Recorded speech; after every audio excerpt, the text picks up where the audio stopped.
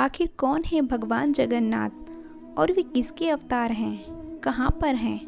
दोस्तों, जानते हैं इन सभी प्रश्नों के उत्तर।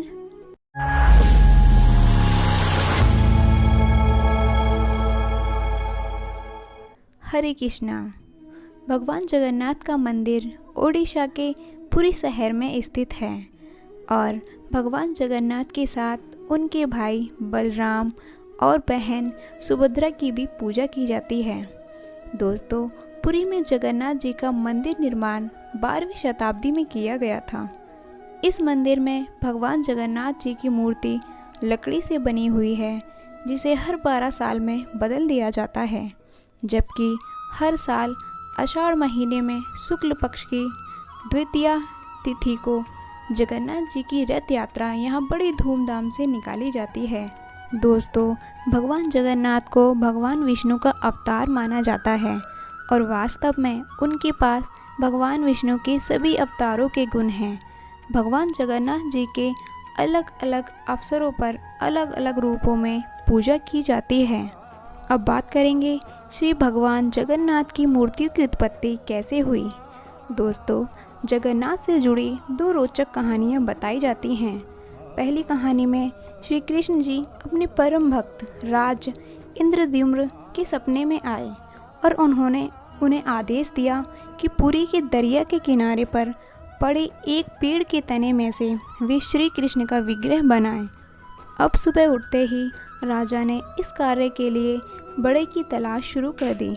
कुछ दिनों बाद एक रहस्यमय बूढ़ा ब्राह्मण आया और उसने कहा कि प्रभु का विग्रह बनाने की जिम्मेदारी वो लेना चाहता है, लेकिन उसकी एक शर्त थी कि वो विग्रह बंद कमरे में बनाएगा और उसका काम खत्म होने तक कोई भी कमरे का द्वार नहीं खोलेगा, नहीं तो वह काम अधूरा छोड़कर चला जाएगा। अब कुछ दिन बाद काम करने की आवाज़ आनी बंद हो गई तो राजा से रहा नहीं गया और वह यह सोचते हुए कि ब्राह्मण को कुछ हो ना गया हो, उसने द्वार खोल दिया, पर अंदर तो सिर्फ भगवान का अधूरा विग्रह ही मिला और बूढ़ा ब्राह्मण लुप्त हो चुका था। तब राजा को आभास हुआ कि ब्राह्मण और कोई नहीं बल्कि देवों का वास्तुकार विश्वकर्मा ही था। अब राजा को दुख हुआ क्योंकि विग्रह के हाथ और पैर नहीं थे और वह पछतावा करने लगा कि उसने द्वार क्यों खोल दिया। पर तभी वहाँ पर ब्राह्मण के रूप में नारद मुनि पधारे और उन्होंने राजा से कहा कि भगवान इसी रूप में अवतरित होना चाहते थे और दरवाज़ा खोलने का विचार स्वयं श्री कृष्ण ने राजा के दिमाग में डाला था, इसलिए उसे आघात चिंतन करने का कोई कारण नहीं है और वह निश्चिंत हो जाए। दोस्तों, दूसरी कहानी में जगन्नाथ के रूप का रहस्य बताया गया है, जो कि महाभारत में वर्णित है। माता यशोदा, सुभद्रा और देवकी जी वृंदावन से द्वारका आए हुए थे। तभी रानियों ने उनसे निवेदन किया कि वे उन्हें श्री कृष्ण की बाल लीलाओं के बारे में बताएं।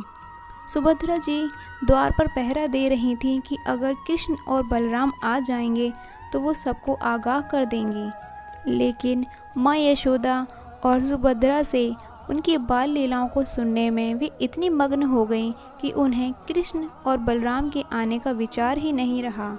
दोनों भाइयों ने जो सुना उससे उन्हें इतना आनंद मिला कि उनके बाल सीधे खड़े हो गए और उनकी आंखें बड़ी हो गईं। उनके होठों पर बहुत बड़ा स्मित छा गया और उनके शरीर भक्ति के प्रेम भाव वाले वातावरण में पिघलने लगे। सुभद्रा बहुत ज़्यादा भाव विभोर हो गई थीं, इसलिए उनका शरीर सबसे ज़्यादा पिघल गया और इसीलिए उनका कद जगन्नाथ के मंदिर में सबसे छोटा है। तभी वहाँ नारद मुनि पधारे और उनके आने से सब लोग अपने वापस रूप में आए। श्री कृष्ण का ये रूप देखकर नारद बोले कि हे प्रभु, आप कितने सुंदर लग रहे हो, आप इस रूप में अवतार कब लेंगे?